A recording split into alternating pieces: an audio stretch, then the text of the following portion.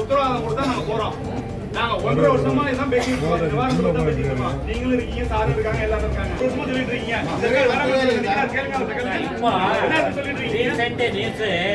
நிவாரணம் 20,000 அறிவிச்சாங்கல்ல, அதை குறைச்சிருக்கிறதா 2,000 குறைச்சிருக்கிறதாவும், மானாவரிக்கு பாதியாகும், அதுலயே 1000 குறைச்சிருக்கிறதாவும் இப்ப நியூஸ்.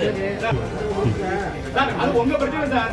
நீங்க ஃபார்ம் ரிலீஸ் பண்றது போறதா உங்க பிரச்சனை. 1 வருஷம் போடாம இருக்கீங்களா? இது வரைக்கும் சார் 20 வருஷம் நிவாரணம் கொடுக்குறாங்க.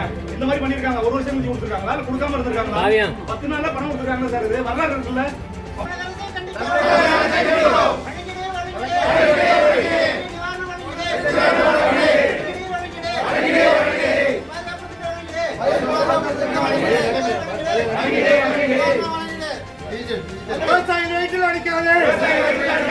பாதிக்கப்பட்ட பயிருக்கு நிவாரணம் வழங்கு. நிவாரணம் வழங்கு. அடிக்காதே அடிக்காதே கண்டிக்கிறோம் கண்டிக்கிறோம் அரசை கண்டிக்கிறோம். விவசாய வயிற்றில் அடிக்காதே. வழங்கிடு வழங்கிடு நிவாரணம் வழங்கிடு. கண்டிக்கிறோம் கண்டிக்கிறோம் தமிழக அரசை கண்டிக்கிறோம். கண்டிக்கிறோம் கண்டிக்கிறோம் தமிழக அரசை கண்டிக்கிறோம்.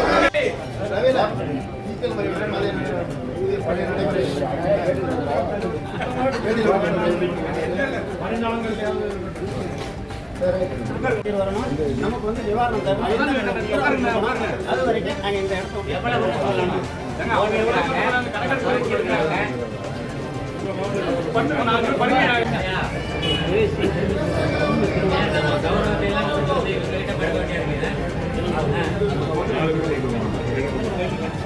அவரே பண்ணுங்க.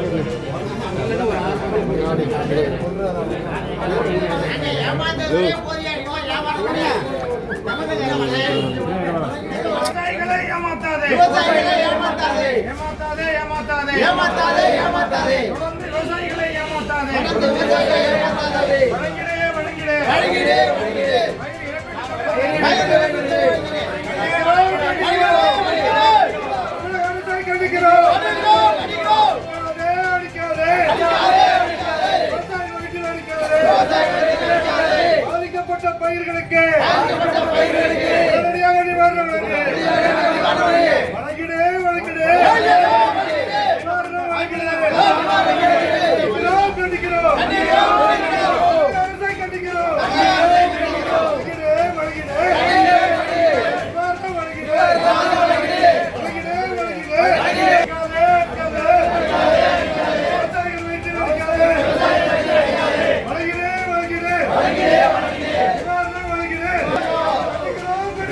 ஐயோ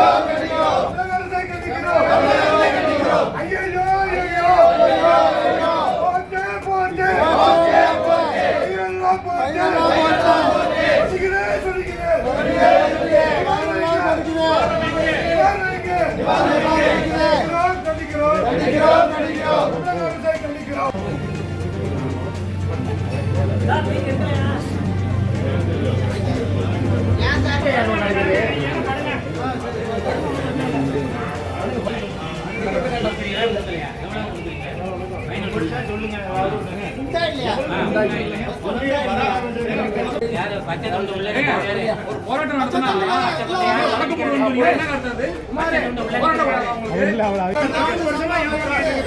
இல்ல இந்த முறையை கணக்கெடுத்து விட்டு ஏமாத்திட்டு போறீங்க. இல்ல சார் கணக்கெடுத்து எங்களை ஏமாற்றுவதுதான் வேலை. நம்ம தாலுகா வரைக்கும் சொல்றோம். நம்ம தாலுகால எவ்வளவு பாதிக்கப்பட்டவர்கள் ஒரே ஒரு சார் எனக்கு ஸ்டாட்டிஸ்டிக்ஸ் பத்தி இப்ப கவலை கிடையாது. நான் சொல்றது அறிவிச்சிருக்கிறது நீங்க சரியான கணக்கெடுத்து முறையா கொடுத்தீங்களா? நியாயமாவே ஹெக்டேருக்கு 20,000 தரேன்னு சார் ஏக்கருக்கு 35,000 கேட்கிறோம். எல்லார்கிட்டும் முறையிட்டாச்சு, தீர்வு இல்ல. இனிமே என்ன செய்ய போறீங்க? நீங்க சொல்லுங்க, இது நியாயமா? ஒரு வருட காலம் ஆயிடுச்சு. அந்த நிவாரணம் கொடுத்தது சரியா தவறா சொல்லுங்க. இது வரைக்கும் நடந்திருக்கா? நீங்க ஒரு விவசாய குடும்பத்துக்கு தானே வந்திருக்கீங்க. ஒரு விவசாயிகளுக்கு கொடுத்த வருடங்களுக்கு நிவாரணம் கொடுத்தா அதோட நியாயம் என்ன?